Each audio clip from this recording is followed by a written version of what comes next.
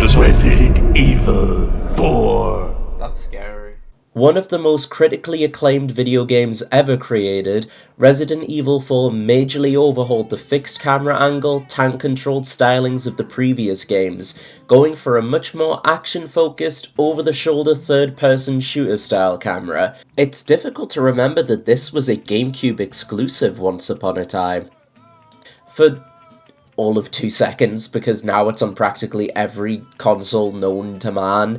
I even own a copy of it on Wii that I got many years ago, and other than to check my copy works, I've never touched the game somehow. Nearly a decade after the original, Capcom released a remake that seems to be well regarded in its own right, so I'm eager to see what I've been missing out on for so long, and checking out what the remake does to hold its own.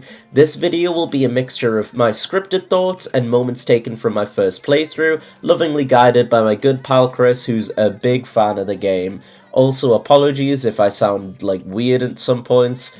I got sick, and I currently am sick while speaking, so you'll just have to deal. But without further ado, here we go. This is my Resident Evil 4 video, and comparing and contrasting it to the Resident Evil 4 remake as a first-time player. This is all about. My assignment is to search for the president's missing daughter. If Leon looked at me like that and said you knew what this was all about, I think I'd get pregnant. The game kicks off with this, frankly, funky as hell little tune that I'll be playing right now. Leon's been sent to Spain to recover the president's daughter, Ashley, who's been kidnapped.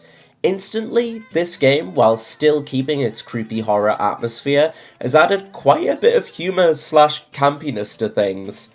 And I really like it. It makes things fun while still keeping the area around you threatening. Still, the game still keeps quite a serious tone throughout, but it knows how to inject humour in it, and the original games were also quite campy, but a lot of it felt unintentional in 1, 2, and 3, whereas here it feels very much like that's the tone they were going for. She's the daughter of the president, so try to behave yourself, okay? I don't like Whoa. Wrong girl to kidnap. Why is Leon on a young girl watch? Leon's been to a few classes. He's been to a few sexual harassment classes in the... Like he's, Command Ashley. Like a Pokemon. Plus, the game still manages to keep the enemies as like a serious threat. Like, if you mess around with them, they will kill you. Looks like they killed a lot of people. Uh-oh! I hope Ashley's in here. I make my job a lot easier. I could just take her bones back to the big man upstairs. Oh. And you know I had to free this poor little dog at the start. I must have insane leg strength to do that big jump after being caught in a bear trap, though. Like, what a little trooper. Hats off to that guy. That's a nice little decoration. Guess there's no sex discrimination here! Jesus Christ! God. Something I really like about this game is that it places a lot of emphasis on the particulars of shooting, and what I mean by that is Leon now has a line of sight with his pistol as a default, and shooting specific limbs causes different reactions. For example, shooting their legs causes them to stagger, and you can line them up for a melee attack, or if they're on a bridge, shooting their legs will cause them to lose balance and have a good chance of falling off, or if they have a weapon and you shoot their arm, they'll sometimes drop it depending on what they're using. Look, boss, I'll have to go to church. Lord Sattler. Don't like it any more than you do, but that's just the way God is, isn't it? On the 7th day he said, let's go to church. On the 7th day he said, Where's everyone going? Bingo? yeah! Leon! Did you know that was Did you line Yes, that is such a famous line. I love that line.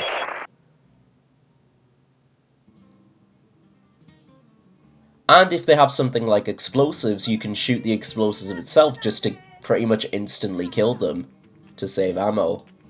Can I shoot the You got me right. Hey, you know, I was thinking like, oh, can you do this in the older Resis? Like I was playing with Dylan, he's like, you're thinking about it too much.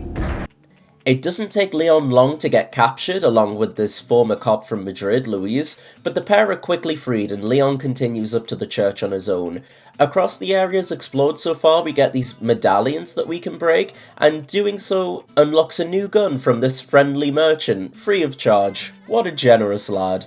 In order to open up the church, we have to progress beyond to this lake area, and this is one thing I didn't remember up until actually seeing it, what you can do at the lake.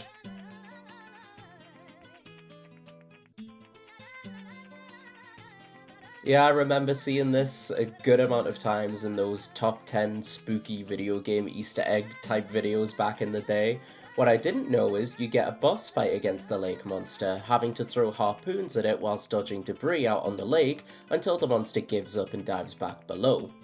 On the way back from getting the key to the church, we get our first on-the-ground boss against El Gigante, this ogre-looking enemy, and in a twist, the little dog from the intro comes back to lend us a hand. What a nice boy. After that, it's a clear stroll back to the church, and after a small, light puzzle, we finally find Ashley, and it's not just for the story. She accompanies us for what I'm presuming is the rest of the game. She has her own health bar, and if an enemy has a hold of her long enough, they pass through this red door, which I can only assume is the LED lights from Sadler's Gamerpad, I don't know. It's a bit annoying, sure, but the ability to command Ashley to hide in any nearby bin is really fucking funny to me.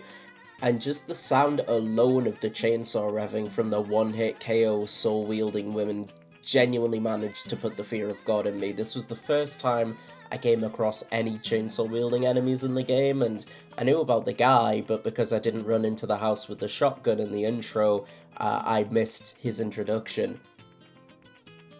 I see that the president's equipped his daughter with ballistics, too. How rude! And I don't believe there's any relevance with my figure and my standing.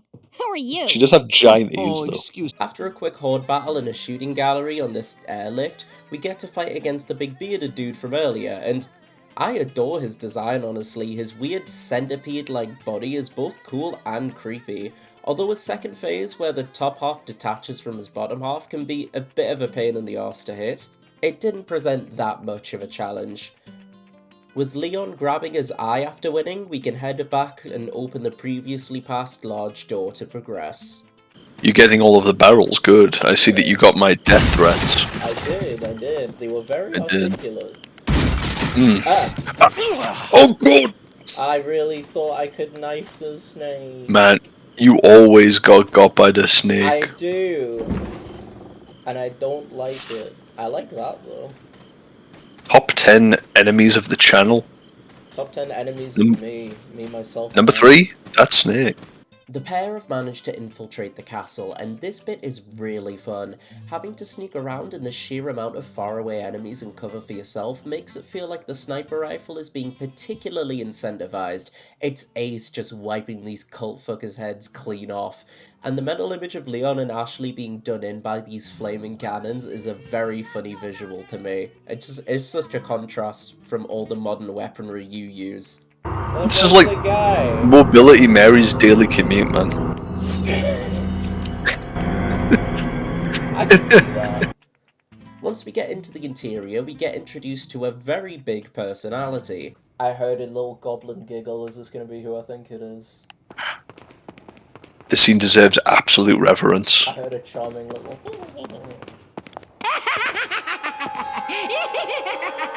Oh, there he is! Now, fun fact, I thought this guy was Sadler. I don't think I've ever heard his name out loud before, but this is Salazar, what I'm assuming is the second in command if the aforementioned Sadler is at the top. Oddly, he doesn't do anything, knowing Leon and Ashley are right there, just letting them move on to the next room. Probably because he has a sleeping Wolverine cosplaying Gimp ready for blood. No thanks, bro. Caught me out. I thought there was going to be more of that cutscene. No. It cut out so quick, it really got me. It's just like, don't pay attention to him. Just take a look at this man. Just ring the dinner bell. I'm gonna have to ring the dinner bells and he's gonna come out on all fours. Ready for dinner. I am ready. I am ready for my Lunchables. Yeah, he's ready for his, oh fuck, what they're called. Them Jake Paul snacks that got mold in them. Oh, Actually, that's what they're moldables. called. Moldables. Uh-oh, why did I bring Ashley when I fully said this is gonna happen? We normally do after Ashley. He is blind. He is blind. Oh no! Oh no! Oh! That's fair. This fight very much reminds me of the old hero from Demon Souls. With him being blind, he'll find you easier to detect when running or attacking, and you have to use a combination of sneaking and the bells around the arena to get behind him and shoot the parasite on his back. That's a big ball. Uh-oh. Oh, this is like one of the hardest rooms in the game. Oh, I should probably heal. Next up is a gauntlet of cultists, and this made me realise this game is likely the origin point of having horde sections in Resident Evil. Since we had one in the house with Louise previously, if the section in 3 Remake is anything to go by, I'm guessing they'll be in most of the games going forward. Nearly straight afterwards, this is the section where you have to stop the cultists from both attacking you and kidnapping Ashley, as she raises these platforms for us to cross, and this section is, in a word, stressful. I wish Ashley had some way to defend herself or try to get the cultists off her, because there were times she quite literally ran lovingly into their arms, but thankfully I didn't fuck up and have to replay it. Deeper into the castle, we find the merchant who has his own little side room. That's nice for him. And beside it is the shooting range that you can play to win prizes. A fun little distraction. I gotta say I like it. This bit confuses me. Leon tapped Ashley's shoulder and asked how she's doing, and then she runs away and tells him to leave her alone? Even though he's shown nothing other than willingness to risk his life protecting her. I just need to know where this came from. Like, if Leon showed he was, like, hostile or a bit shifty, like, fair enough, but especially compared to every single other character around her, he's been nothing but good to her so far. I know they haven't known each other long, but still. It just makes her seem like a bit of a stupid bitch, if I'm honest. Yeah, I know it sounds rude, but it just does. And that's because it results in her getting herself trapped and separated. Honestly, if I was Leon, I would have gone home at this point, I won't lie. But he's not going to let that stop him from completing his mission. Chef's kiss. What the hell was that? I don't know, something like jumped down and started scurrying around like a little rat. Something jumped down and started plodding around in the water behind you, trying to stick its finger in your ear. We continue into the sewer and we're introduced to a new enemy type, this ugly bugly guy that can turn invisible. You can just about make them out via an outline, but the sound design of their feet splashing about in the sewer, water chasing after you is extremely effective, very creepy stuff. It looks like he was alive until he died. Yeah. Crazy. If you shoot that light out, only Leon's eyes are visible. And He starts blinking at the camera and it goes blink blink. And they're red and hyper-realistic. Oh my god, the Resident Evil 4 creepypasta. Leon.exe. Leon flipped his hair and chopped off Ashley's head and she bled at me. What? I didn't realise there were little tiny figures. Oh yeah, they have little voice lines. Oh, that's embarrassing. I love the bit crushed. The bit crushed. It's like, do you remember voice lines. Smash Brothers Brawl when you'd pick a character and it had a little sound they'd make through the Wii remote? Don't worry, Ashley. Don't worry, Ashley. Stand back. I kind of like how shitty it is. Yay! Oh hell yeah, a classic. I'm so glad it was the Leon one. Perfect. He better say big ballistics. I see you've equipped your daughter with ballistics too. Oh. What an iconic voice line. What does Ada have to say? Leon, now! Oh. What does Ada have to say for herself? about the allegations. What's this fucking riotous? That was some Tony Hawk shit. Afterwards, we're tasked with this garden maze filled to the brim with wolves. Some having tentacle parasites. Thanks very much, Capcom. I hate it. And once that's cleared, Leon has a run-in with none other than Ada Wong, and I really like the implication that he didn't recognize her until she took her glasses off.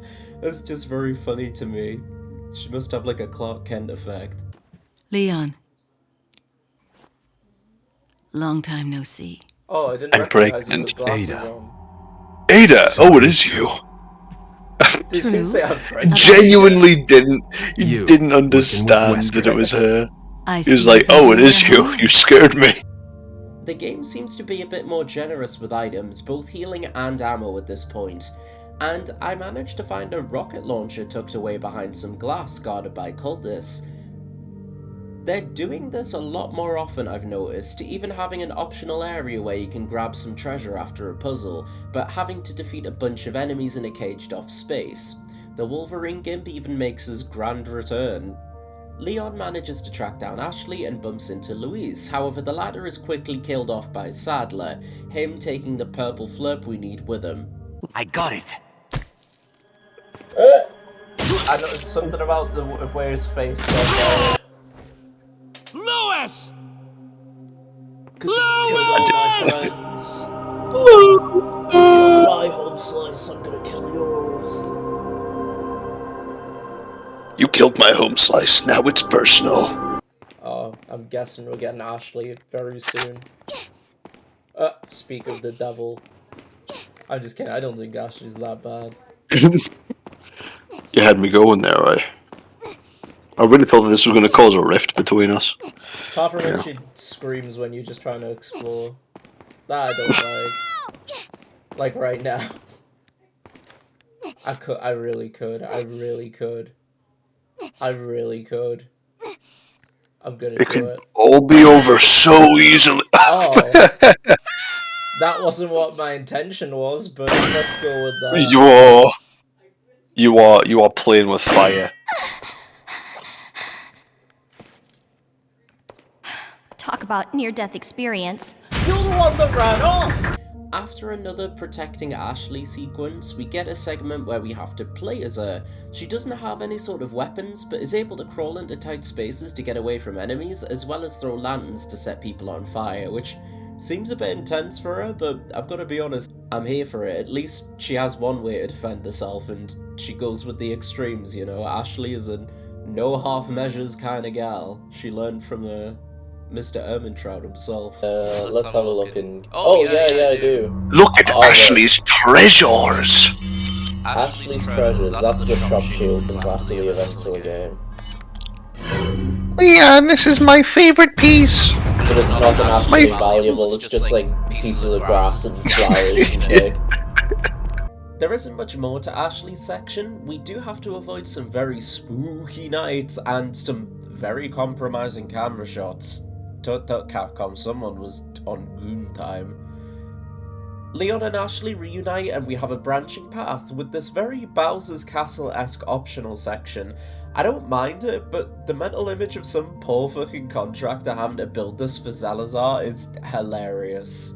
I want someone to do the conversation between Salazar and the engineer that had to build all of these stairs. Yeah. It's like, now when somebody shoots the man operating the big dragon, I want the dragon to drop into the lava, and I want the lava to turn into a set of staircases. And the engineer just be like, that's physically possible. anything for you, Salazar. I'll do anything for you. They're well up for it. They're dirty. I know engineers, they're a dirty bunch. I really like this music. It's nice. It's nice and like disquieting at the same time. It's very calming, but makes you a little uncomfortable at the same time. Much It's like a very Merchant. weird feeling. Rare things. Jesus. Where's Leon's I like how- panty shot, huh? Yeah, where's Leon's panty shot? Where's Leon's iconic panty shot? We were cheated, dude. We have to deal with the aforementioned knights in a much more direct way now that we have control of Leon, and it genuinely confused me how to hurt them for a while. They seemed invincible, until Chris pointed out to me that you need to shoot their helmets off so you can destroy the parasite controlling them. Oh, shoot them in the head to expose the... Oh, in the head? Shoot them in the head to knock the helmet off. Oh. Oh. Oop. Please. Okay, I know shooting in the head does do something. Sometimes. You'll get more time to aim if you quick turn by holding back. Yeah. Oh dear. Yeah, so his plagger should be exposed now. Expose all four and then use a... Enough. Oh. Oh no, I'm locked in the room with a cute boy. What do I do? Oh no. Alright, cut. That's such a little goblin run. And what follows is quite possibly the hardest section so far, packed with jobbers and 2 Wolverine gimps in a tightly enclosed space, and they took a lot of firepower to get rid of. Wait. So maybe you have 9 lives. Yes, but it I am doesn't matter Cass. now, Mr. Kennedy. Meow. I've sent my right hand to dispose of you. Your right hand comes off? I knew about Whatever you that. please. Die, you worm! I didn't know about that. Cinema. Next we have Salazar's right hand. I'm unsure of its actual name, but this scorpion-tailed creature is a pretty fun fight, being completely invincible unless you hit it with some liquid nitrogen, giving you a small window to lay into it. Honestly was a big fan. That Salazar Behold. is having difficulty taming the American pig. Salazar Said that in a very has funny way. We now have to contend with 2 of the El Gigante bosses from the start of the game, and you can get rid of one near instantly with the lava and the flooring. Just don't go near it for a bit unless you want to be grabbed by him. I mean, I'd hope you fell into a fucking volcano. Oh Jesus. Oh my Never god. mind. Okay. I didn't know that was gonna happen. He pops back up to grab you. I forgot When you about watch that. Terminator 2. And I have no clue if you can kill both of them this way at the same time. Let me know in the comments if it's possible, because that seems like something that would be like an achievement. But at this point in the game, dealing with one of them on their own isn't an issue. Oh, there's one that's like clipped in the wall. Oh my god. This game is perfectly polished. To be fair, that's like the first It is glitch I've actually- seen. Yeah, I know. It's not that. I'm just being a bitch. Oh fuck me. Hello. And what follows might be my favourite section of the game so far, the minecart ride. It has a very arcade, on-rail shooter energy to it, and I'd been hoping for a minecart bit ever since I realised we were in the mines, and I'm so happy that the game followed through. We have this fun little movement puzzle where you need to manipulate Mech Salazar's hands to navigate the room, and seeing the enemies trying to get across is very amusing. They're learning. Their AI is perfect. It can do no wrong. This guy's not sure what he wants to do. Fuck. They did. Oh, Oh my god. This is peak right here. I didn't know this was gonna happen. This is why Resident Evil 4 is the Uh-oh. greatest. This better still be in the remake. That was hilarious. He's flipping peak. That was so fucking funny. Oh no. Oh no. Oh my word! Oh lord. Oh lord. That was I love that they put amazing. a bridge directly outside his big mech's gaff that The bridge isn't strong enough to support. And that I was not expecting at all. It very much took me by surprise in the best way possible.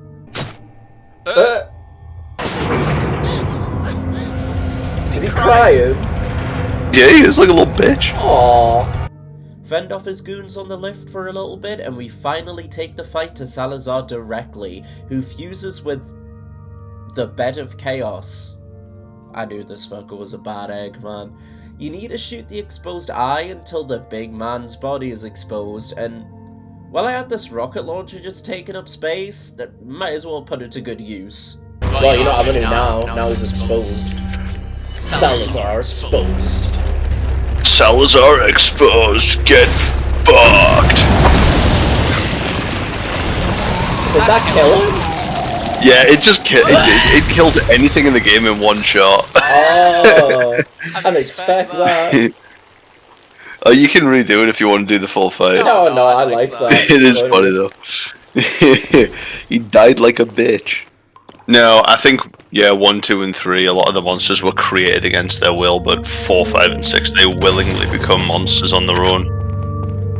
That's interesting.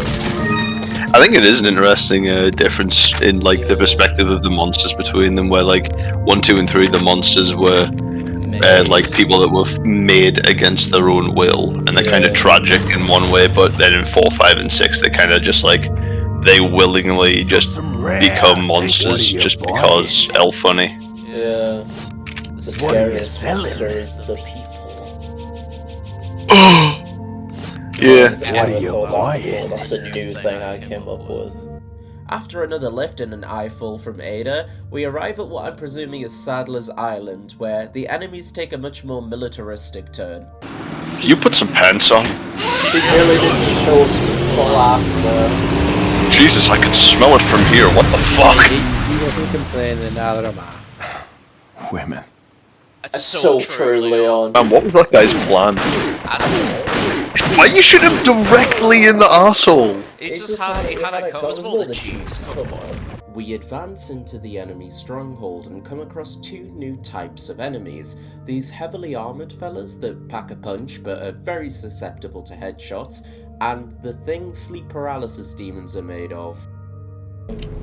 Lucky you get to do a puzzle to break into the terrifying room. Is there any way to kill them, or are they... Yes. Oh, yes. There is a way to... I know you said that as there is a way to kill it on screen.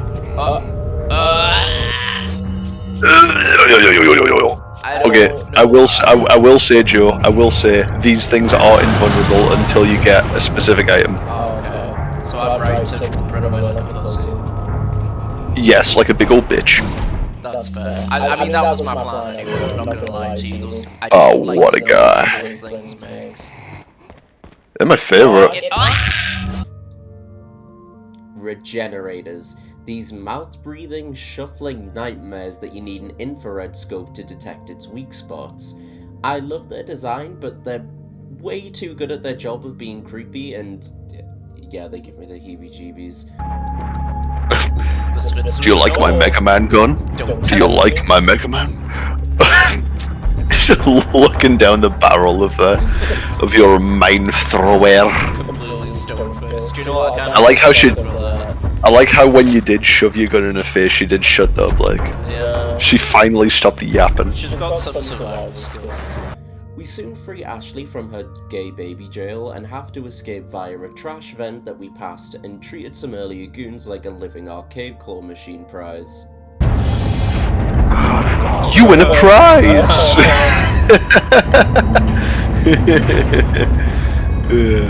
I like how none of them leave, they're just like, if I hide, maybe the giant claw in the sky will let me be. Oh no, they were right. They were kinda right to hide. A rumph. Okay. You know, this reminds me of Yakuza a lot. This section honestly really endeared me to Ashley since she's starting to pull her weight. She's helping out in the puzzles more often and she drives along this fun on-rails-esque section just straight through a fucking wall. In my opinion, they should have had her pitching in like this near the start of the game so she'll grow on the player way earlier. We have this fun but bizarre QuickTime event knife fight with Krauser until Ada drops in to interrupt. Oh yeah, this is QuickTime Central. Yeah. Oh, there's more than one. Oh, we got a little cut on his pretty little face. Oh my god, Leon canonically bleeds. Oh, I thought they were both gonna fall like on top of you know, like in. You got her involved just for that? The British. Where like the wind blows too hard and then the guy falls on top of the girl. I'm gonna fall on top of you, Joe. These two. Ththese two strapping young men. If it isn't the bitch in the red Yeah. dress. Whoa! Looks like we have the upper hand here. That's just uncalled for. Well, if it isn't the slut in the red dress, if it isn't the dirty foid in the red dress. You may be able to prolong your life, but it's not like you can escape your. Oh look, it's the foid and her resident moid. Goodbye. I'm going to talk about you on 4chan now. You knew each other? I'm going to make a green text about both of you. Why you're here? Maybe some other time. Be me, 40-year-old Krauser, hate women and Leon Twink. And Sadler seems to take control of the Plagas within Leon and Ashley somehow, giving her red eyes and making her leave with him.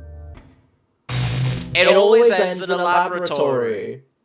It always ends in a big high-tech laboratory. We get a boss fight really soon after, a very close quarters affair with this centipede-looking dude. You have to not only hold him off, dodging when prompted and activating gates to progress through this area, but end with an arena where we have to take him down directly. I do wonder how it stays on Leon's tail after cutting off the earlier platforms when they're still attached to it, but it is what it is, I'm not going to question it too much. Soon after, we take the fight to Krauser directly. They're really stacking the bosses at the end now I think about it. The first bit is more so survival than direct combat, having to open these gates, though you can fend him off until he temporarily calls off the fight and escapes via flashbang. I will say I didn't expect the knife to do so much damage to him, but it's defo the way to go whenever you can with him. It eventually progresses to a direct one-on-one with him, where he transforms his arm into the Soul Edge, like, look at it, that is a bang-on, like, direct one-to-one with the Soul Edge from Soul Calibur. You've got 3 minutes to defeat him, the trick being to shoot him in the legs and knife him when exposed, otherwise he'll just completely block your attacks. I like the idea of Leon, like, sitting in the lunch hall of the Vatican, not the Vatican, the White House. Of the White House. He's in the cafe of the White House and Krauser calls him a peon and he starts tearing up. Just when Leon seems like he's overrun though, the iconic Mike comes in clutch, absolutely obliterating our opposition for all of 2 minutes until he gets shot down by Sadler. Mike! That's a guy exactly. I just met you. But here's my number. You're dead now, maybe. Goo goo gaga. Just gonna walk away now. Boss, he's right there. We can shoot him with this RPG. No, don't do that. No, don't do that. That's unsportsmanlike. Yeah. Leon. Thank you for understanding.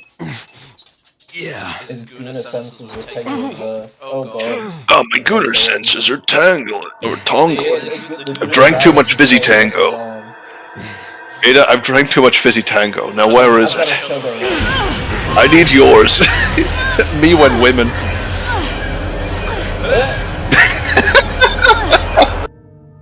After a spot of DV targeted at Ada, Leon and Ashley reunite and use a machine to kill the parasites inside of them, freeing them from Sadler's control. The little goblin inside of Ashley bursts out from her chest. That was the real Ash. Is she okay? No. I don't know about you, but I think it's time we go home. Well, she just went, no, I love it here. Why do they do that weird edit where where they ask if Ashley's okay, and then she just slowly turns to you all sad and shit. Yeah, I don't know. I think that's meant to be tender? Question mark? It comes off a little weird, but It does. It feels like there should be like a line there that's just not put in. Do you know what I mean? yeah. Feels like they forgot to add a voice line. Capcom, fix this. It's called subtlety, UDEP. Ashley's a woman, she has no subtlety. Ashley's a woman, she can't stop talking. Unlike Leon, he's very subtle. Yeah, it's a good point. He's very understated and cool. It's about as subtle as the entirety of Resident Evil. Yeah. Speaking of, it's time for the final boss against the man himself, and honestly I found it a little bit disappointing. It was way too easy in my opinion. It's just a case of shoot the body, shoot the eyeball on the leg, do the knife prompt, rinse repeat until Ada throws us a rocket launcher to close out the fight. She can't just be nice to Leon though. She does give him a key to a jet ski so he can escape the island, but also seems to set explosives to go off all around the island in 3 minutes time. Women. What follows is a cool little escape sequence that feels very familiar to the aeroplane bit at the end of Devil May Cry 1. Leon and Ashley manage to escape, ending the story of Resident Evil 4, and I have to say I thoroughly enjoyed the new direction. I was a bit worried going in, but the gameplay is insanely fun, and the campy tone, how can you not love it, man? It's great. That isn't everything there is to Resi 4, however, as Ada gets her own campaign called Separate Ways, so let's get into that and see what it's all about before we move on to the remake. She died. Rip. Why do you think you never see her in any more of the games? No, never mind. No, I was just goofing. Oh, you get one last one. The villagers there are all being controlled. They automatically attack any intruders. Ring the church bell. That should quiet them down for a while. Why is it British? Sounds like they're good, obedient boys and girls. It just is. Because it's evil. For some reason I thought this was exclusive to the DLC of the remake, but no, this was actually an added event in the later releases of Resident Evil 4, which pleasantly surprised me. It goes over what Ada's been up to during the events of the main game, and what really stood out to me, especially in the beginning, was the lack of resources. Ada starts out with a pistol, shotgun, and first aid spray, which is a pretty solid kit admittedly, however getting any more ammo in certain parts was a real struggle. It really made me have to pick my battles akin to the gameplay loop of the older games, and this isn't a complaint from me by the way. It was actually quite refreshing in this gameplay style. It just took a bit of time to get used to. She has access to all the moves Leon did, head popping kick included, but she has an exclusive move, a grappling hook she can use to reach out of the way items. It's only used a couple of times here, but I'm hoping this will be used as a full-on game mechanic for something like platforming or vantage points deeper into the story, or even in the remake. So the bed is covered in stains. I certainly wouldn't let that full touch my skin. To be fair, I bet she wouldn't. That's gonna be Ada's challenge for Separate Ways. She's gonna overcome her OCD and finally get dirty. These people have no concept of basic hygiene. She's really concerned about hygiene. Ben needs a thorough cleaning. Ada! She like genuinely has like OCD. It's a time and a Ada was actually just Ada's main goal is to come through and just like be the cleaning lady for the entire village. Just like this is a fucking pigsty. Yeah, there's a man. This place, yeah.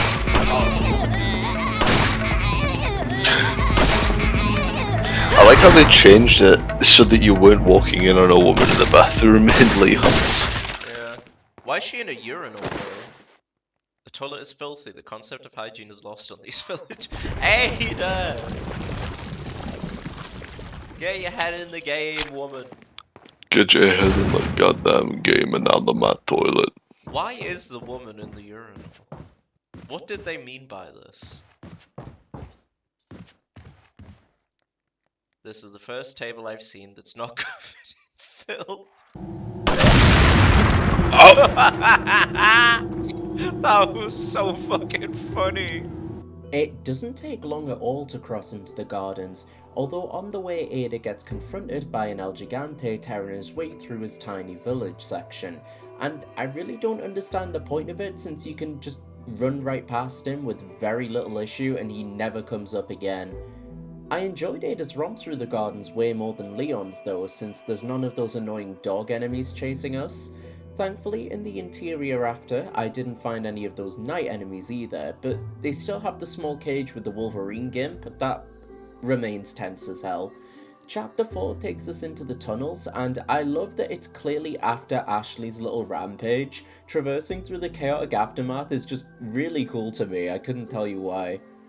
What follows is probably my favourite dedicated Ada section so far, having to travel back and forth between soldiers and heavy gunfire to get keys for turrets, where we can turn the tables. It's great spectacle and a lot of fun gameplay wise. We also get to run through the outside of the island, getting past the militia and all their little bunkers just like Leon, finishing off with a fight against Krauser, which really surprised me. If we were going to get any bosses, I assumed it would just have been Sadler. But no, Ada has a boss with Krauser too. The strat is exactly the same as in the main game though, shoot the legs, shoot or knife his upper body when he's down, rinse repeat till you win. That's a large thing you have there. Yeah, Oh, more. this is a Christian Oh. game. But I Oh, like it it shrinks. when men play rough. What did you say? Did you say I ignore men who play rough? She doesn't like it when men play rough. That's fair. Never listen to women. You never listen to the woman. No, I feel pretty real for that one. Ah, the audacity of youth. Oh! White people. After the ammo taking up valuable inventory space the entire game, I saved up to buy the bow gun, and spoiler alert, I ended up never using it even once. It just became a massive waste of space, time, and money. Do you think he's dead? I was watching some YouTube videos about Resident Evil 4, right? The original specifically, like theories and like details and stuff. And my favourite one is Sadler is really, really closetedly gay and fancies Leon. And that's why he wants to keep him as his guard and won't let any of his low fellas kill him. And he acts like a freak round him because he's a really busted. Kidnapping women to get to men is kind of the most out I've ever heard of. Oh wait, it was a bit more like in depth than that. I'm discrediting it a little bit. The specific thing was he had like a fetish for American men, and almost immediately after this very poor financial decision, we have a fight with Sadler, which shocked me since Krauser was only a few minutes ago, so we're getting pretty much back to back for bosses. The way he teleport dashes towards you was very reminiscent of other Capcom bosses like Virgil and Akuma to me. He's nothing crazy, you'd shoot him till he exposes his eye mouth and knife it a bunch for the victory, but this isn't the end of the game. I really like Ada. She's cool. I think I'd like her more as a character if I knew like more about her like as a person, but I know that like part of her whole appeal is like the mystery. This is going to be hard to explain at customs. Yeah. Ada, look out! She girl bossed too close to the sun and that was the outcome. Oh, Mr. Kennedy, you entertain me. To show my appreciation, I will help you awaken from your world of cliches. He's giving him the eyes. He's giving him the eye. What follows is a small time sequence where Ada has to escape from platforms rigged to bomb and enemies that block the way. Once you reach the rocket launcher, events play out as we saw in the main game. Ada throws it to Leon, gets in a helicopter and gives him keys for a jet ski, and heads out with what she came for, this weird syringe of biohazard stuff that presumably made the last Plagas. Ending the Separate Ways campaign with this banger of a tune for the credits. Oh, is that the end? Yeah. Oh my goodness. Yay! That was a fun little side thing. I enjoyed that a lot. Oh, is it cool? Resident Evil 4, like I said near the start, was a revolutionary title, and I can definitely see why. I'm honestly a bit pissed at myself for taking this long to get around to it, but before I compare it to the titles I've played so far, let's see how this amazing title was adapted for the remake. The remake keeps up the tradition that I quite enjoy for the recent Resident Evil titles of using live-action footage interspliced with in-game cinematics. I had some tech trouble starting out. I usually don't talk about this kind of stuff when I'm making videos, but it was significant enough to mention, with it being a bit choppy to start and a near crash, but I'm sure this had more to do with my PC rather than the actual quality of the port of the game. After restarting it, things ran fine for the most part though, but I did come across a few weird bugs and oddities that I'll talk about when I get to them, and you'll see. An added cutscene that I thought was dope as hell was the very first intro cutscene of the cultist sacrificing a woman, and the reason why I thought it was so cool is because it really reminds me of the first page of Phantom Blood in the JoJo's Bizarre Adventure manga, the one with the Aztecs sacrificing the woman for the, like, in the name of the stone mask, that was omitted from the anime. It just really felt very evocative of that, and anything that feels similar to JoJo is gonna be a plus in my book. I'm gonna just start referring to like trafficking whenever like someone moves anywhere. Babe, can you traffic yourself to the kitchen and get me a drink, please? How did he get from next to the car pissing to here in such a quick amount of time without Leon noticing? You clearly don't own an air fryer if you're asking that question. You're right, I don't. Pretty much everything seems to have been expanded, from the home section at the very start to the sheer amount of enemies on you in the starting village. The utility of the knife has been improved substantially as well. You retain the combat knife from the original, but rather than it being this permanently equipped, never damaged super knife, it has its own health bar now, but you can also pick up knives in the world to use too, since it'll be used far more frequently and will almost certainly break, so you'll want to use the less durable ones and only keep the combat knife for when it's most necessary. Especially with this new stealth kill and parry system. That's right, you can actively parry melee attacks now.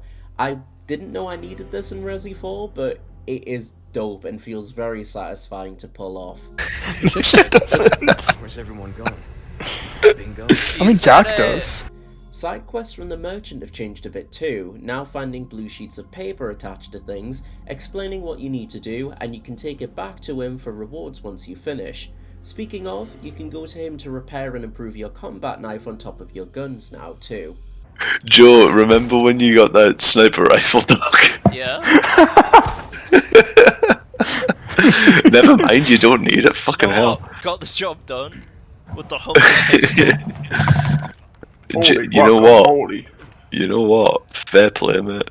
This time we take a little tunnel to reach the lake area. I've noticed the remake seems to really enjoy adding specifically small tunnels.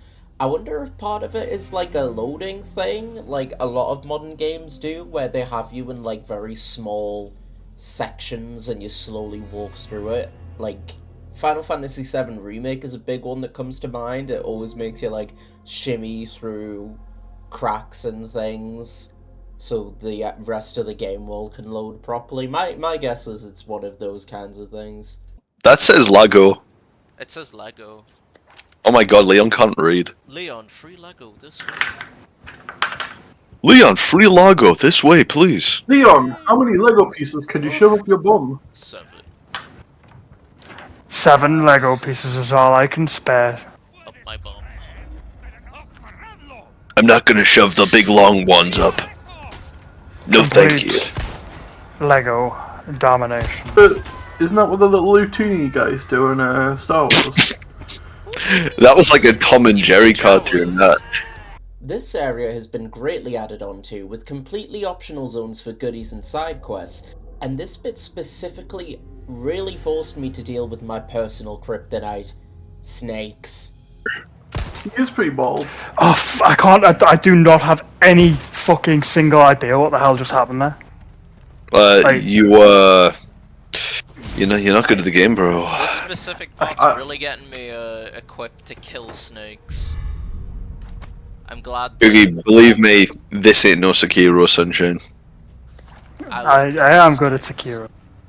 Yeah, you are pretty good at Sekiro, actually. I've seen your montages. I didn't even die twice. I didn't even die once, you know. So like, it was just Sekiro to me. Like to a guy like me, it was just Sekiro Shadows. They're basing the anime adaptation off of Kuki's playthrough. Wait, no, wait, I need to learn to do that properly. Oh wait, shoot the is this water. where the Easter? Oh, okay. Did you save? No.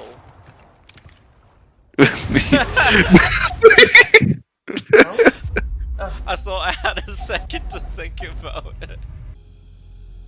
Moving on to the lake with the monster, the actual battle feels similar to the original, just more focused on harming the thing since the QTEs have been completely removed, which I'm a big fan of. The lake keeps up the expanded aspect of the remake too, since it has multiple little islands for more treasures, and I really like this since there wasn't much reason to explore at this point of the game, whereas I feel compelled to go out of my way to here. The virus that pops up after death makes its unwelcome entrance here too, and I'm really happy the flash grenade trick returns with them. Really trying to load all of the detail in this shrine. Leon's bussy polygons. God damn, what is going on with your game? Back to the tower? Ah, shit. You've now got to collect relics to put into this sculpture's hand to get the church key, and it took me way too long to realise what the puzzle was here. It was purely just me being situationally unaware, and once you get back you need to connect the colours on the stained glass window like before, but I feel the turning is super finicky and sensitive here, whereas I didn't have this problem in the original at all. Your Ashes is Sigma? Shit, I can't believe I forgot about the shooting range. That makes a return, and to get footage I ran all the way back from the church to the range and then back again. The mental image of Leon dashing over there to play the fun shooting minigame before getting back to Ashley is hilarious to me. I kinda miss the more meta version the original went for, with the targets being in-game characters, but the pirate theming and little theme song is very charming. The rewards have even been themed around little gacha machines you put in coins for little capsules you see in supermarkets and stuff. It's all very cute. And the charms actually serve a purpose in-game, giving you various bonuses. The little charms I got you can put on your attaché case, were added chances to get handgun ammo and bolts. But there are many other different types. Ashley, where is this stupid girl? Oh fuck! Listen. She had a fucking machete. Women, am I right? What if she cut off the front of Leon's fringe with the big giant machete, and then he just backhands her? Yeah. Well, that just happened. We finally come face to face with Ashley Graham in the remake, and she immediately tries giving Leon a good smack. Honestly, a smart move, but she quickly realizes he's there for her, and they work together to escape. She does seem immediately less the brain of a wet sponge, to be fair. What? How dare you? I prefer old Ashley because of her monkey ears. Because of her monkey ears and snot dribbling out the corner of her nose. The fact she's constantly dribbling out the corner of her mouth and she leaves a giant trail behind her for the entire game that Leon can slip up on. She starts crying because she doesn't have a #1 cap and a big lollipop propeller hat. Yeah, you're right. Original Resident Evil 4. They really nailed the vision of Ashley's original character. With no thoughts, head empty. No thoughts, head empty, big clueless movie energy. Yeah. My favorite part of the original Resident Evil 4 was the dress-up minigame. Like a flash game. It's okay, I've got you. Yeah, yeah. It immediately just goes in. Yeah, it's not even part of the game. You have to go onto an actual internet browser to be able to play the dress-up game. www.realresident.com. Enter the code from. Dot .gov. .gov/not virus, please. Please forward to 5 people. Holy shit. She just climbed those stairs on her own. Those ladders. She did it. She learned. Ashley's learning. Oh, God. Is there anything scarier than Ashley learning? Ashley's learned to hunt. You turn back to her, she's holding like a very hungry caterpillar book. She's clearly read it all. We get something I wasn't really expecting with the requests, side bosses. In this one, we have to backtrack to the manor and into the attic, and when going back into the village square, we fight a souped-up version of the infected wolves, and I'm honestly a really big fan of this. It was a genuinely good surprise. Ashley, try not to get blown up. Did I kill her?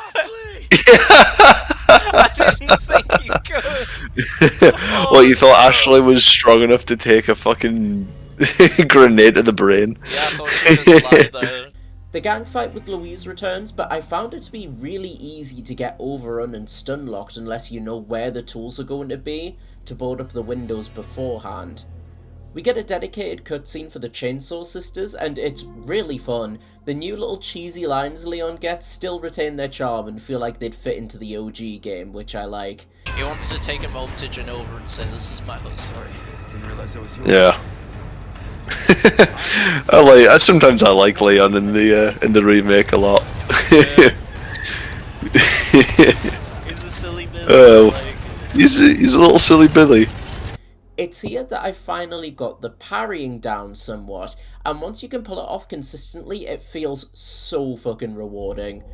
We have an added chase segment before we fight Mendez directly, and the fight plays out almost one-to-one with the original, but I feel like the lankier design of the centipede Mendez in the remake results in him being creepier for me, so I gotta say I like him more here, but just barely. What I was gonna say, right, is what if Salazar, when he kidnaps Ashley, and then calls up Leon and goes, "Sorry, Leon, your Ashley's in another castle." I would like that, except you break into the room, and then she's just watching Chill's top 15. What's going on? Is he stabbing himself? Oh my lord! That's a very reasonable reaction. my honest reaction when.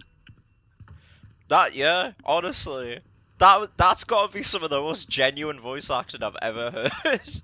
Like, I would also be like, "Oh, what the fuck," if I saw that. We make it to the castle outskirts and get a call from Louise, who asks Leon and Ashley to meet him inside. Somehow they manage to make the exterior feel even more compact and more overwhelming at the same time. Cannon fire is coming in from everywhere, and it can be tricky to find the explodey barrel to take care of them. Leon, I think you should kill your parents. I did, and look how cool I am. Look how cool I am. Oh, I don't like him. He's so crusty in this game. We get to see Salazar, and I've got to be honest, he's my least favourite redesign in the remake. I felt his original, more childish look made him seem more uncanny and scarier by extension. It's Ramon. The girl's just fine with me. Ashley's little pouch is like, yeah. I don't like his new look. I liked it when he looked like a baby. I think that was more uncanny. No, this is definitely more uncanny. And his face just looks like someone I'd see at Ladbrokes. It looks like someone in Ladbrokes. Yeah. It does look like a fucking Smiling Friends character. Yeah, it does. I do like his fucking Darth Vader gods in the background. Yeah, and his Darth Vader yellow eyes. Yeah, he does have Sith eyes. Do make sure our guest feels at home now that he has chosen. Oh, he doesn't have his little gay boy hat no more. Yeah, honestly. I love his little sailor hat. Honestly, I was just about to say the exact same thing. That's a shame. Oh, I've got no shotgun shells. Everyone in this game, everyone in the reviews on Steam talked about how they ruined Ashley and made her woke. I want people to start talking about Ramon. I think Ramon's woke mode more like. They've wokeified him. I can't believe They it. yassified him. To make up for it though, the first encounter with the GIMP enemy made an already scary enemy feel even more terrifying. They gave him proper lore, with him being a former executioner, which I find really cool, and as scary as the setup was though, my revolver absolutely clapped him. It made swift work of that man. God, damn! You did not hang about. No. Oh fuck! I forgot. You just about the you just wanted him murdered. You just wanted him murdered straight away, didn't you? did. I didn't want to commit more. You did. Oh fuck me! That actually fucking made me clench. I clenched so flipping. They really upped his like sound effects. Oh yeah. Fuck.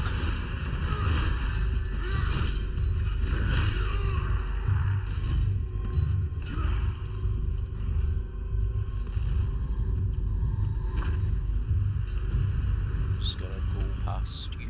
Thank you. Oh, that killed him. Yeah. It's a big old gooness. Couldn't have happened to a better guy. I don't know how. Has Salazar got little thingograms Yeah, he's to bully? got little microphones everywhere. This is my bullying microphone. This is my big gramophone. Sandler won't let me have Wi-Fi, so I've got bullying phones.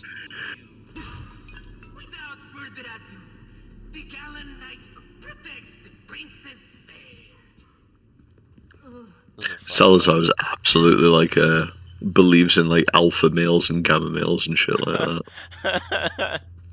Yeah, that's why Sadler had to take the Wi-Fi off him. They keep the Ashley platform raising bit, which I kind of enjoyed in the original, even though it was admittedly stressful. I think she's gotten some hidden evil thoughts, personally. I mean, we already know at the end of the original game she got some evil thoughts about Leon. That sin against God. Make him do overtime. He's worked so hard already. It's so inconsiderate. And you know that she's not going to pay the man. No. She's not going to pay the man a fair wage for his overtime. She's not going to give him time and a half. You know it's just going to be normal wage instead of actual overtime wages. Yeah. I didn't like that Ashley kept referring to Leon as wagey. She would. In the original game.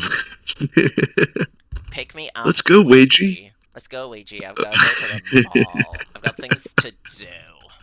But afterwards here, Ashley gets overtaken by the Plagas and freaks out, resulting in her running off due to it, rather than her just deciding she doesn't like Leon anymore, and I think this is an amazing change. It's a way more reasonable way for them to get separated, in my view. Oh, fuck. What the fuck? See, this is why I never trust a woman. Ooh. He looks so betrayed! He looks so like, Ashley, why did you do that to me? That was very unkind. Can you give me my knife back, please? Ashley, can I have my fucking knife back? You kind of stole it. Ashley. God damn it, my knife. What the fuck? That's why he's doing that, because he lost his knife. We have the introduction of these enemies clad in red, which I believe were present in the original, but they have an all-new ability to accelerate the growth of the Plagas in other villages, and stunning Leon and Ashley by extension. It's interesting because you'd think this would up the threat, but if you have a lot of flash grenades on hand, like I tended to, you can wipe out the rooms of enemies pretty easily, but I don't mind the addition overall.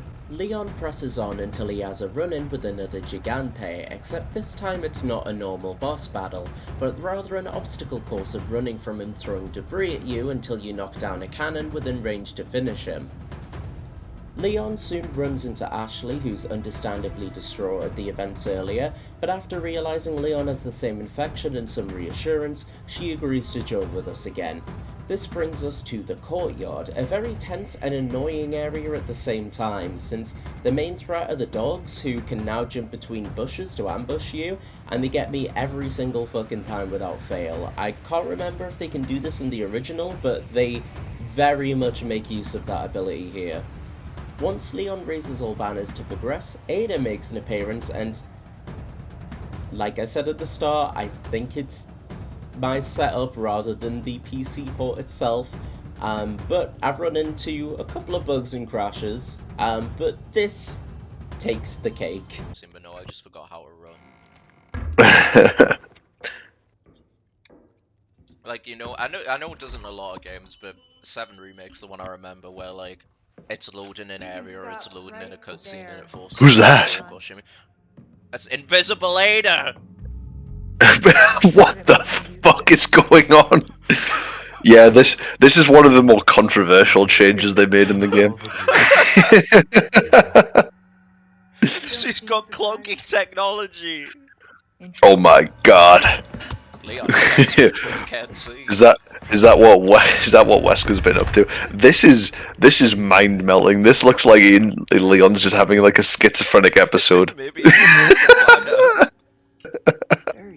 I'm not gonna lie, this is better than what I thought the original cutscene would be. I'm not even gonna look and edit in the proper cutscene. I'm keeping this in. This is amazing. This is all gold. It's got the flowing gun and everything. So Ada, they turned you into a floating gun. How quaint. Ada died in the Resident Evil 2 outbreak. He's just like. The only thing he remembers about Ada was a floating gun, her titular floating gun. Floating gun, and that she kinda wanted to kill him. Right.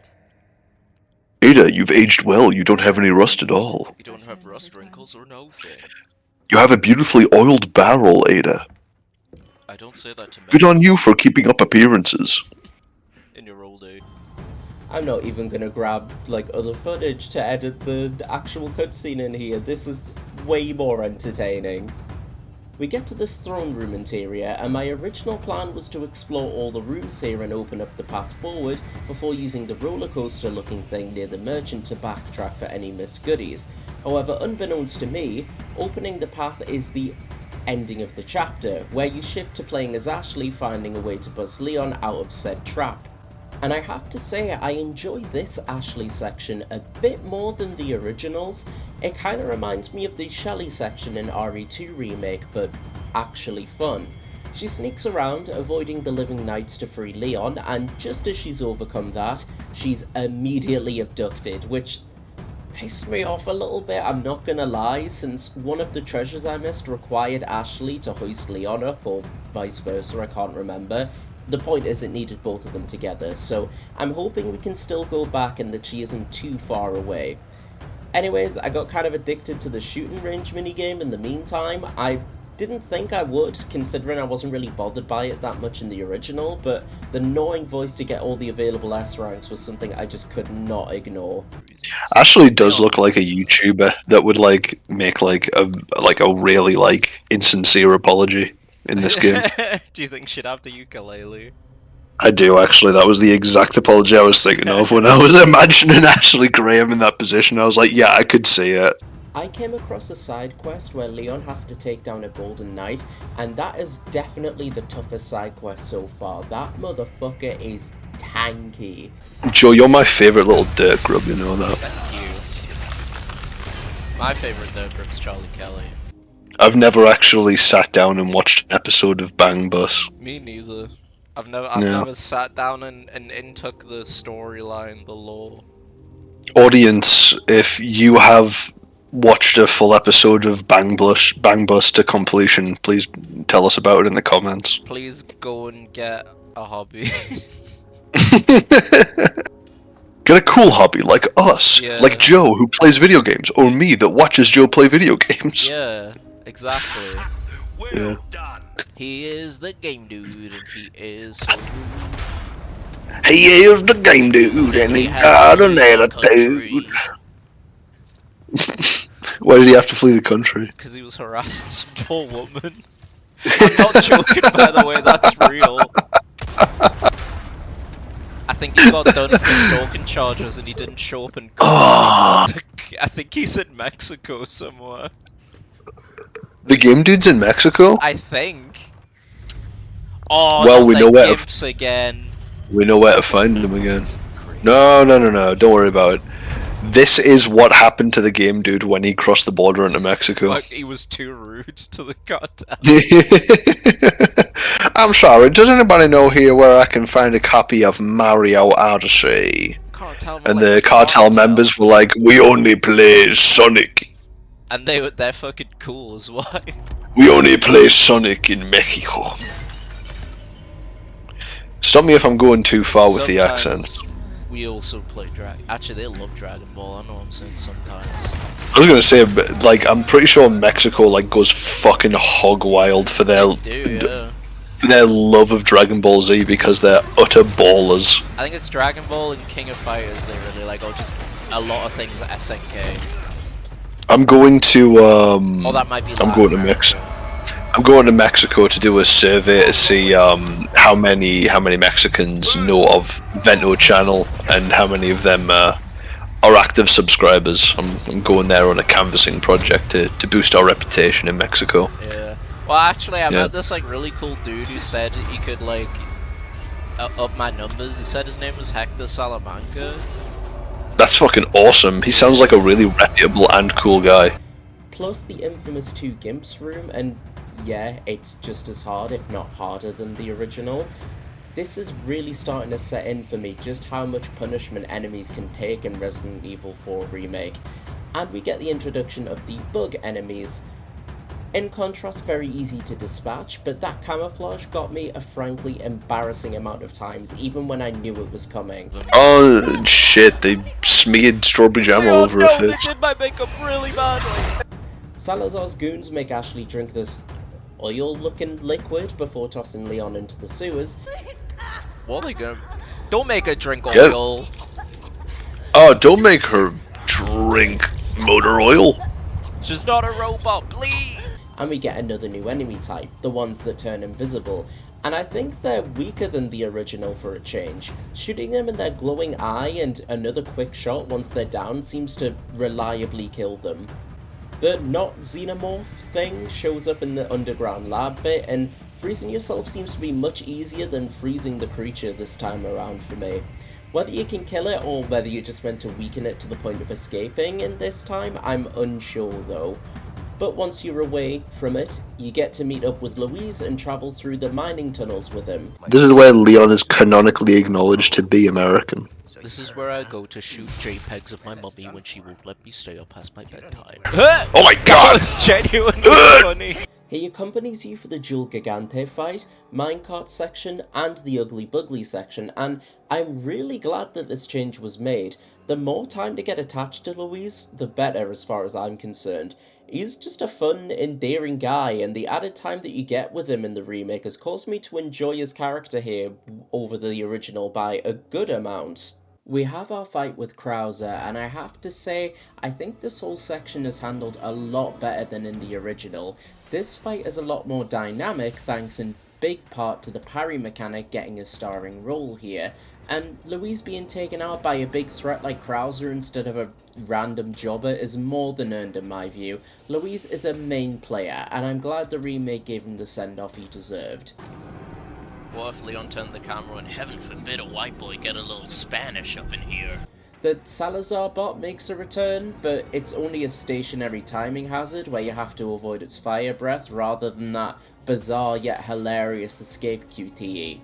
Has anyone ever died from a DS game? Short answer is no, there are no confirmed cases of someone dying directly because of playing a Nintendo DS game itself. However, there are a few indirect situations related to video games in general where there are sometimes discussed. So yes, epilepsy, accidents caused by distraction, extreme gaming sessions. A few deaths worldwide have happened after extremely long gaming sessions, dehydration, blood clots, exhaustion. But these events happen on PCs or consoles, not the DS, and the charge was the cause was the prolonged behavior, not the game. So, conclusion: no human's ever been confirmed to die because of a Nintendo DS game. I'm not sure I believe The more you know. I think there's a The more you know. I think big Nintendo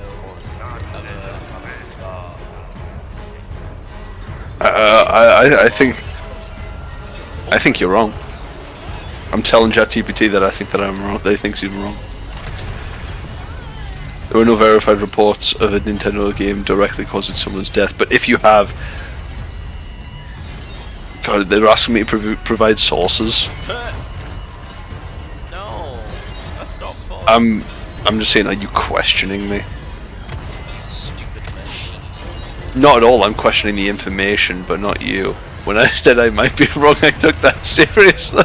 Sounds like an excuse. If you have a case in mind, I want to understand so I can confirm it accurately. My goal isn't to argue with you, it's to be precise.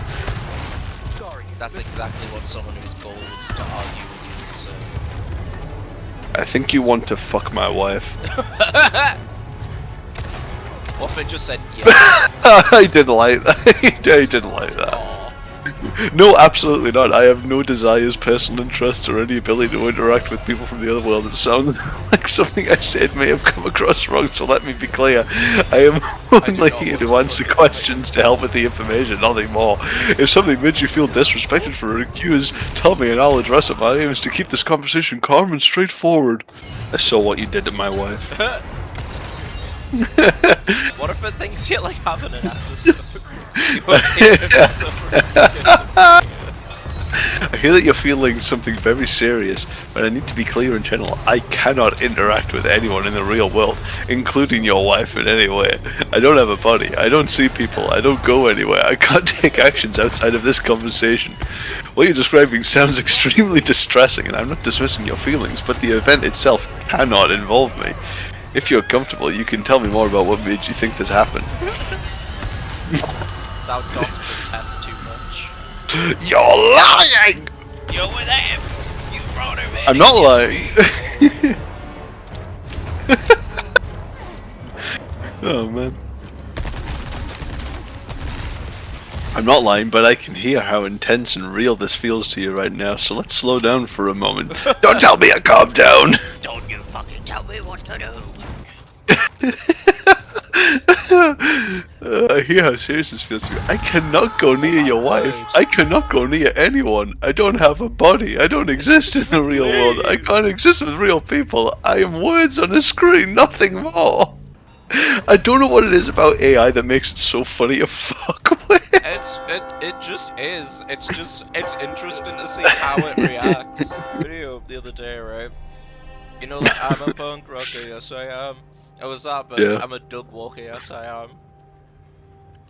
And I don't know why, I genuinely couldn't tell, but for like a fifth of a second, I felt kind of emotional. I don't know why, I couldn't tell you why I felt like that. The Salazar boss feels pretty different to the original than I remember. For one, I don't have the rocket launcher, so I can't just cheese it, but the boss feels a lot more active, having it swing from place to place on the ceiling around the arena, as opposed to the more stationary nature of the original. I don't find one to be better than the other personally, I just find it to be quite surprising it was changed up so much, considering they adapted the earlier bosses pretty faithfully. I've been trying to get you to watch God. One Piece for years and you won't watch it, so like... Well, I've just found out it's on BBC iPlayer, so maybe I'll get into it. Since we're in school, Dylan, I've been asking for a lot longer than One Piece, so I've gotten around to one of the things you told us to watch so far. The fucking long series, Joe, shut up! It's not that Fucking Dylan's complaining about how long a series is, and he's like his last example was fucking Bleach was. One Piece. No, One Piece was not the last thing I watched. No, the last thing that you mentioned to Joe when you were complaining about the length of the stuff that he mentioned was that you countered with saying, well, you haven't watched One Piece yet, which is the definition of the longest goddamn anime ever made. No, it's actually not the longest. Oh my god, shut the fuck up. Don't fucking well actually. Detective Conan is significantly longer. No one's heard of I that, don't shut the actually fuck think up, nobody Detective cares. Conan is the longest. It's one of, but like... I think I think there's some. I think Joe, there's when some you're which are, like, editing this, put the obscenely fucking long. well actually emoji on screen when Dylan fucking. Now it's time for the best part of the game. The little island. Does it still have the cool bongo theme? Yeah, it's like Donkey Kong Tropical Freeze. Leon Kong. Ada Kong. Hey guys, I'm Ashley Kong. That was a clip of him saying he can fly, allegedly. What? Yeah, he went on like a podcast and apparently he's learned the power of flight. I always knew he could do it. Me too. If anyone was gonna, it was the guy who floated Bob Dylan up on stage. Floated the Grateful Dead up on stage like a magical little genie. Who the fuck are you? And I've earned the right to Like a say magical that. little genie. I've been drinking fizzy lifting drinks. I've earned the right to say that. Fucking Charlie and the Chocolate Factory ass. I want Grandpa Joe up on stage with the fucking. I want Grandpa Joe out of bed. Who the fuck are you? Who the fuck are you? I put Augustus Gloop in the great fucking chocolate fountain. Who the fuck are you? He's in the great chocolate river. Who the fuck are you? Did you play Horizon Forbidden West? Yeah, I beat it. I beat the DLC too.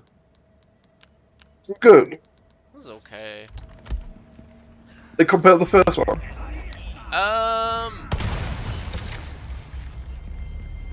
Yeah, I mean, gameplay-wise, it's like a little bit better than the original. I don't think like tons. Story-wise, but like a bit better. Story-wise, I honestly found it worse. Joe, when are you getting Lego Horizon? Probably fucking never.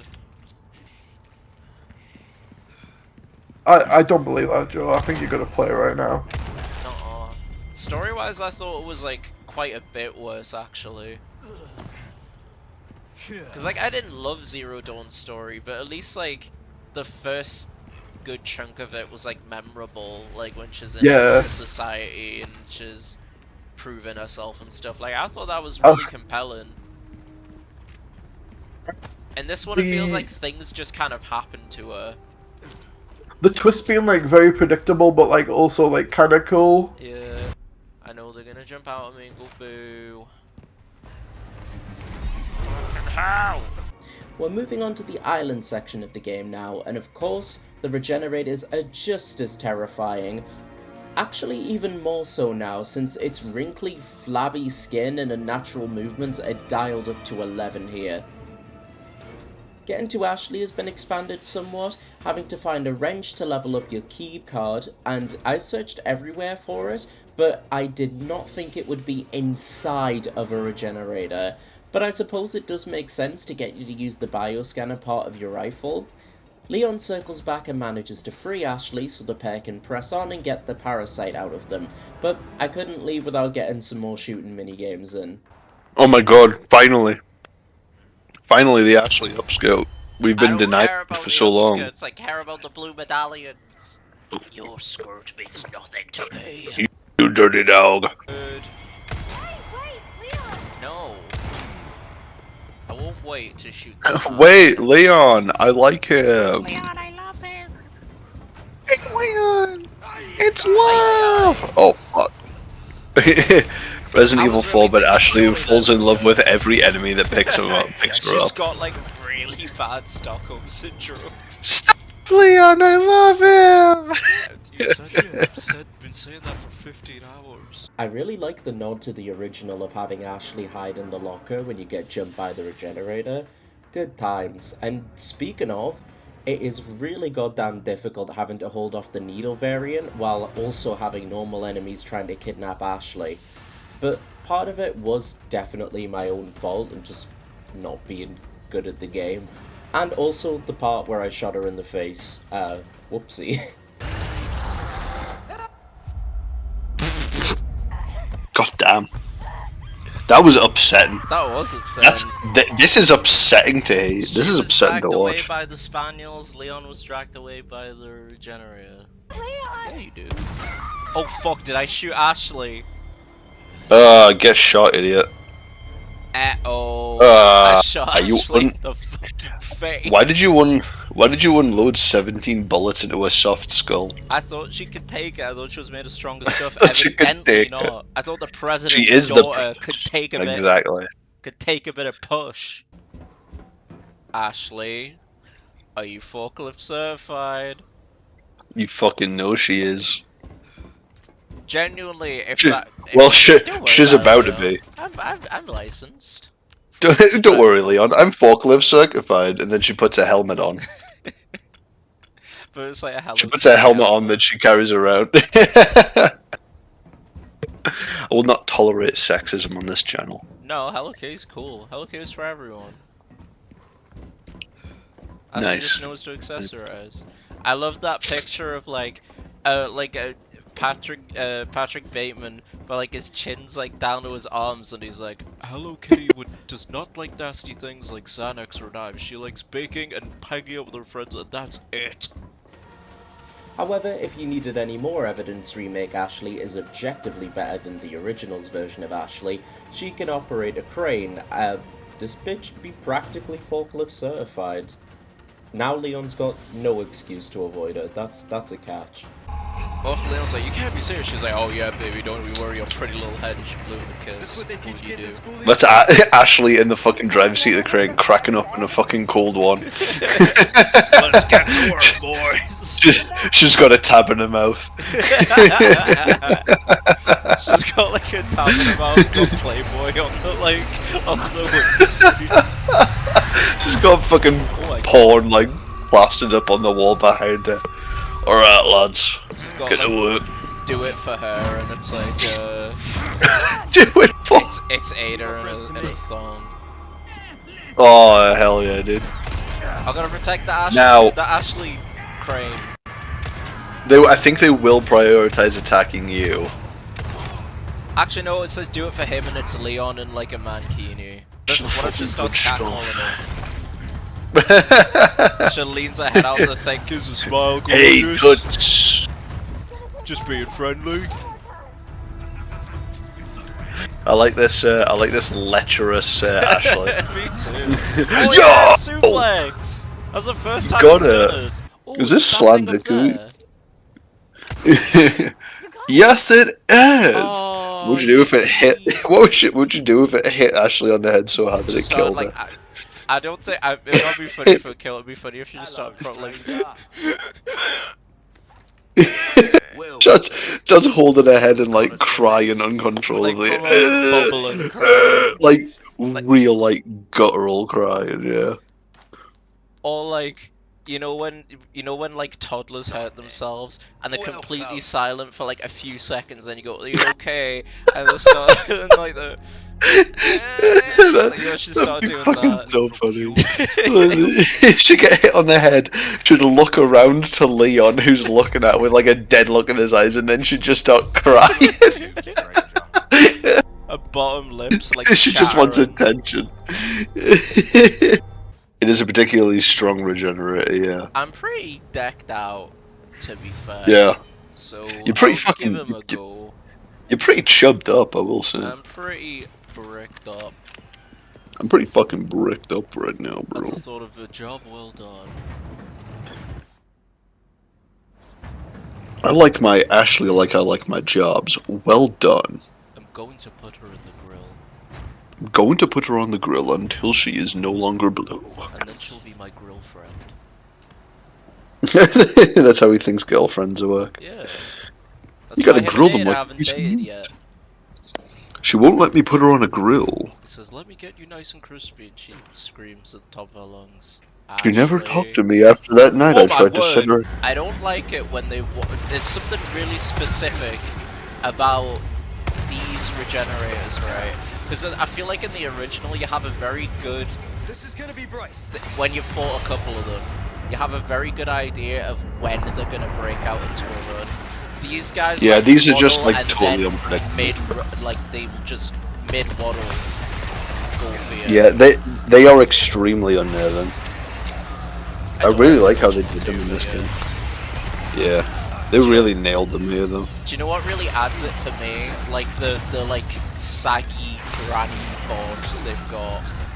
Oh yeah.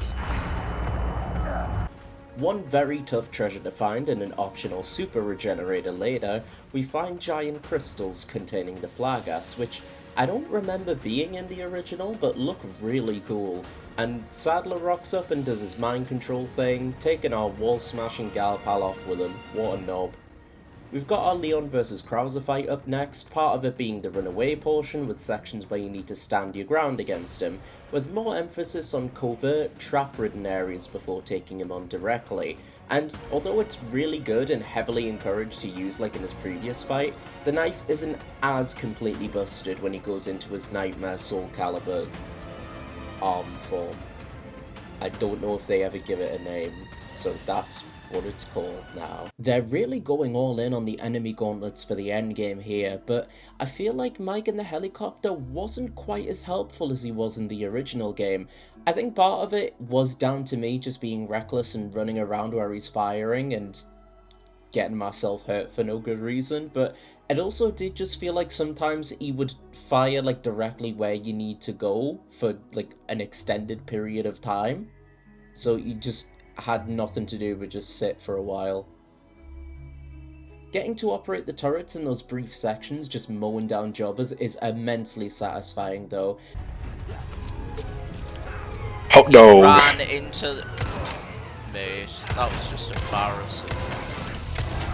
Shame on you.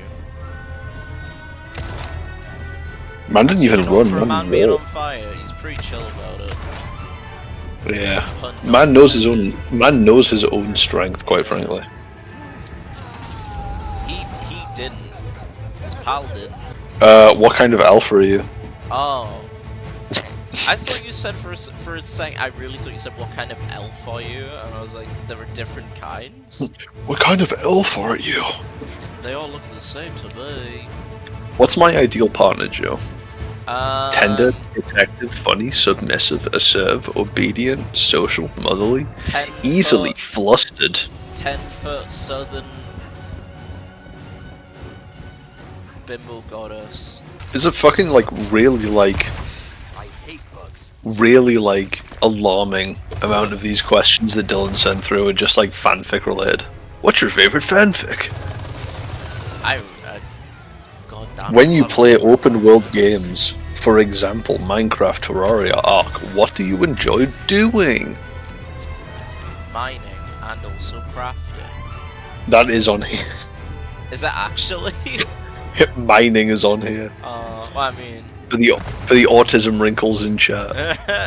How many questions are in this quiz? 45, fuck me.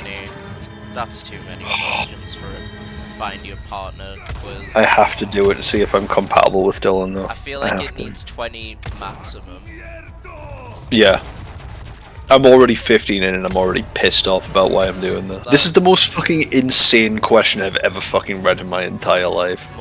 You're sitting in class and your teacher is being frustrating. How do you handle it? Complain to a friend. Confront them in class. Complain about it, but make sure the teacher hears. Yell at them and walk out way more dramatically than necessary. Talk to the teachers about it after class. Be passive aggressive. Ignore it. Give them the benefit of the doubt. In what situation is any of this happening? I don't know what context these would be helpful in for finding a alpha woman or whatever. Ignore it. That's the only normal response. Yeah. I don't know what all these fanfiction terms are doing like an alpha quiz, surely. What is the Omegaverse? Like the opposite. Okay. You don't know the Omegaverse? PWP. What the fuck is PWP? Oh, I thought you said DWP. I was like, that's the Department of Work and Pensions. What's that got to do with? No, PWP, the PLAP Department of Working Plaptions. Yeah. Fake dating, arranged marriage. That's my favourite trope. What the fuck is angst / no comfort? People being like angsty and edgy, and there's no comfort from that, I'm guessing. That's Okay. Are all these like TikTok things? I think they're more fanfiction-y than TikTok, honestly. I think they were tropes or like categories of stuff long before TikTok was around. Because I recognize a few of these terms. Which of these fanfics would you read based on the tags? Why are they all fucking fanfic based? I still can't get how, like, this sounds more like a what kind of fanfiction Stranger Things girly pop are you than an alpha male quiz. Yeah, I feel like I'm just getting fucking data mined here. Yeah, you are. Dylan's actually selling all of our data fucking... He's selling all of our fanfic preference data to Taiwan so they can make a fanfic AI. Graphic depictions of violence, kidnapping, Stockholm Syndrome, hurt, no comfort, suicidal ideation. What the fuck? Those are my favorites. These are the fanfics these fanfics would you read based on the not that one. I would read it, have like a big cap on, And also, sleeping cap. am I picking one or am I picking multiple? What the fuck? I don't want to pick any. These all sound fucking awful. I think you're picking Major character death, angst, hurt, no comfort, found family, terminal illness. Hurt, no comfort, sick fic, wing fic, tooth rotting fluff, idiots in love. I don't know what the fuck half of those were. None. These are all new and scary terms to me. This is all fucking psychobabble to me. I need to know what fucking... What does it say? Tooth hurts?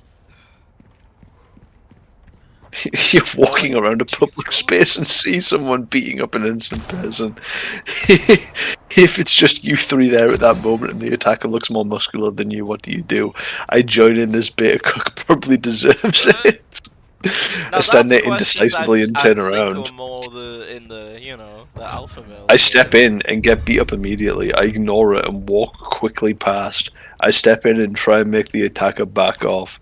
I try telling the attacker to run when they come towards me. Joe, which one do you think is most representative of me? Go to I'll the let you again, sorry. I'll let you decide. I join in. This beta cook probably deserves it. I stand there indecisively and turn around. I step in and get beat up immediately. I know I ignore it and quickly walk past. I step in and try and make the attacker back off. I try telling off the attacker and then run when they come towards me. I think the last one. Yeah, no, I'm definitely a fucking coward. I would hope in my head, like, oh, I'd like tell them to like back off. I'd be like, hey, I know I would walk away. Someone's yelling at you for something you didn't do. How do you reply? I immediately start crying. Beat them up and call them slurs. Oh, that's the best way about it. I love that it says beat them up and call them slurs. Yeah, you can't do one or the other. It's both at the same time. Either one by themselves would not be a measured reaction, but both together, enough. That's awesome. But if we work together, it's very domineering. Yeah. What's your opinion on Elon Musk? He's a massive loser. I mean, yeah, I think that's the only one. Your friend comes out to you, how do you respond? I'm gayer. Thank you for telling me, I'm so proud of you. No, I'm gayer. Yeah. Joe, I need you to explain to me what the fuck this shit means. What does what mean? Apparently I'm an aggressive Omega. I think Omegas are in the Omegaverse, like the ones that get crowned. Fuck yeah, dog! Greetings, test taker. Take a seat, please. You've been diagnosed with a chronic case of aggressive Omega. It is incurable. Let's fucking go.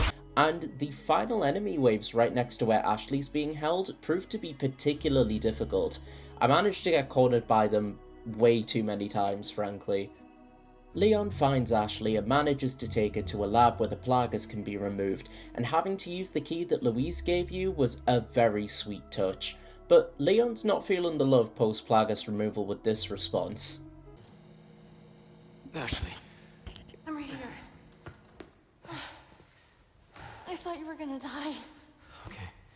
That's a really fucking autistic way to respond to that. Oh, I'm so scared for you. I thought you were gonna die, but I'm glad you're alive. Yeah, okay. I did this. After a final tender moment with Leon's true love, the merchant, and mine as well, we have the fight with Sadler, being a mix of chasing / baiting him into particular areas with the eye shooting to expose the main weak spot of the original, but I reckon I prefer the original fight like a tiny bit more, even if it was a bit too easy. He's gonna come back up, he's gonna be stronger than ever. Oh, how did you know? How did you knew it? I had a little thing called feminine intuition. Leon, please stop swearing. I don't like it when you do that. Actually, he's gonna wipe your ass so if you can stop your man.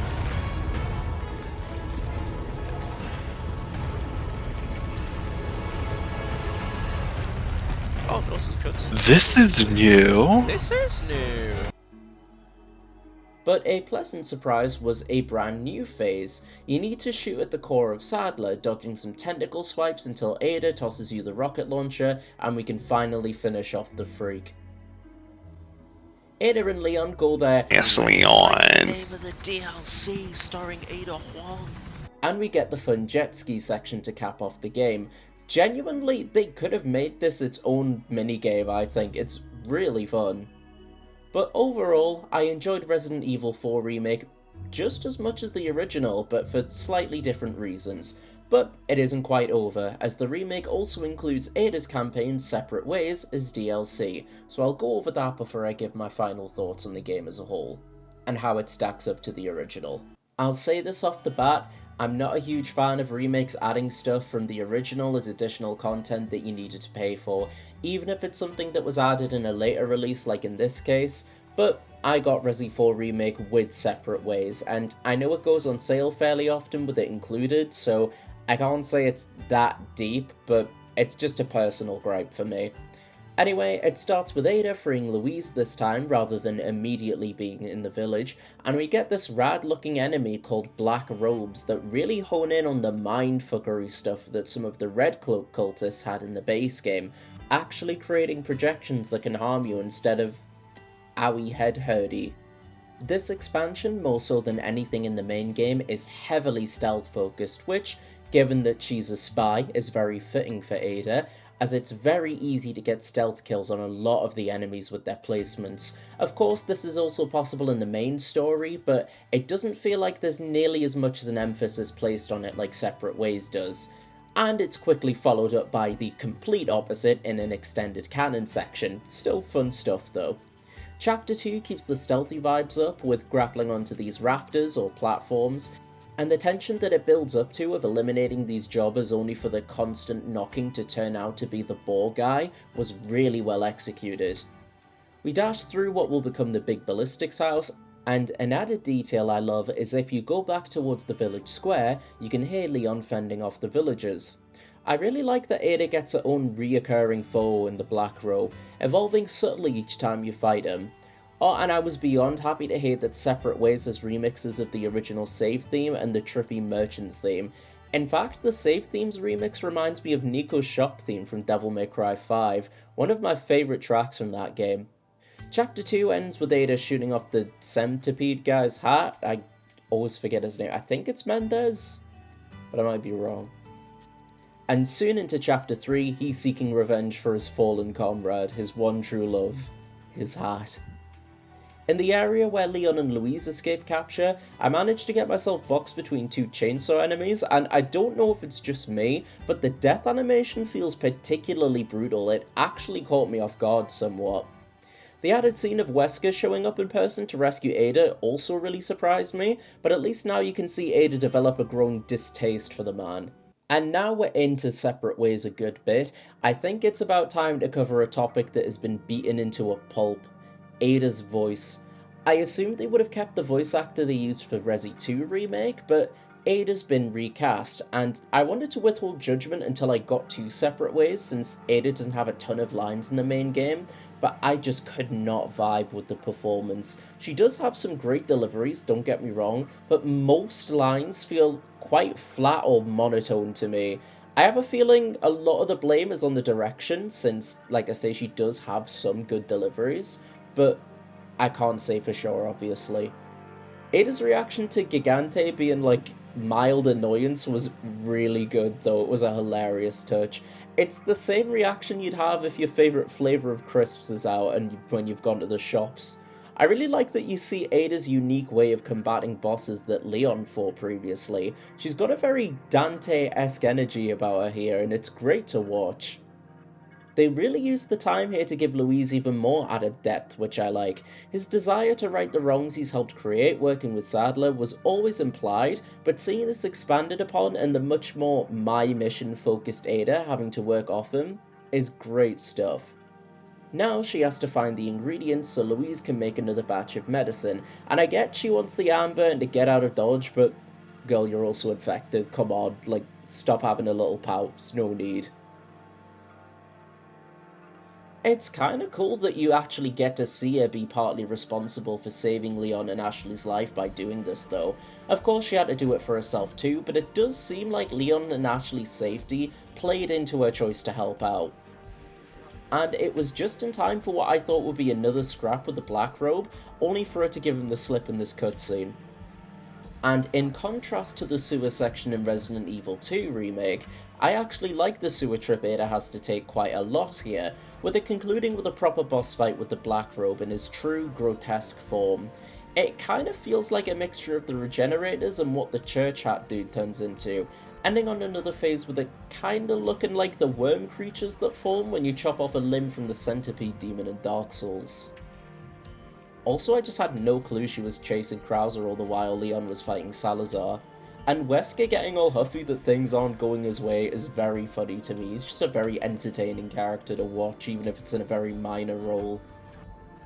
And it surprised me that Separate Ways surpassed the original as much as it did in terms of chapters and general length. I assumed they would have kept it to 5, but they did manage to broaden the scope. Obviously not to the extent that the main game does to the original Resident Evil 4, I wouldn't expect that from a DLC of a side story added onto a later release, but still. The added Ada-Wesker standoff was rad too, and I enjoyed that Separate Ways seems to be specifically going out of its way to add things that were omitted from the original when creating the remake, for example the cable car section here. This next area really showcases Ada's craftiness through gameplay, having to move around heavy militia to take small sections out so she can circle back to advance. This was present in the original too, and I did mention it before in the original Separate Ways, but I feel like it's emphasized a bit more here. She gets her own chase sequence with this random monster that honestly feels a bit tacked on, but at least it gets creative use of the lasers. And I wish Ada had a big chair so she could sit in after though. You know, Leon had his big chair scene that they omitted in the remake, bring that back. She gets her own fight with, I don't know what to call him, base form Sadler? And I kind of thought this in the main game, mainly towards the end, but they gave him a very Palpatine-like vibe that he didn't have in the original. And while Leon's busy with the final boss, we have a 5-minute sequence to rush the rocket launcher over to him. I cut it really close since I thought it would just end it getting the weapon so I could fuck around a little bit, but it did not, and I managed to clear it just in time on my first go. I think there was literally like 10 seconds left. We get an after credits scene confirming that Ada had managed to fuck with a good bit of Wesker's plans, but apparently not enough to stop what he's up to, of which I have no clue, to be honest. But I'm assuming this leads into the events of Resident Evil 5, like he's plotting for the events of that game, but I haven't played it yet. I just know Wesker's in it, and there's boulder punches, and that he has 7 minutes. That's literally all I know of Resident Evil 5. Oh, and there's Sheva, I think, and Chris. But that's all I know. Going into Resident Evil 4, I had the impression the game would be good, but not this iconic quote-unquote one of the best games of all time I saw so many people say that it was. I was wrong. This quickly shot up to being one of my favourite games in the franchise. Honestly, depending on the day, I'd say Resident Evil 1 or the original Resident Evil 4 is my personal favourite, with the remake followed closely behind. The remake was something that I had no idea of what to expect of going into. I personally thought it would be risky to remake such a beloved title, much like another horror franchise that I know I'll likely be covering at some point soon. Ooh. But I ended up loving the remake. I think overall I prefer the original a tiny bit more because it just has that tiny bit extra camp that I find so charming. I like every protagonist bar Ada more in the remake, but I liked all the antagonists more in the original with the exception of Mendez, the church hat guy. Funny how that works.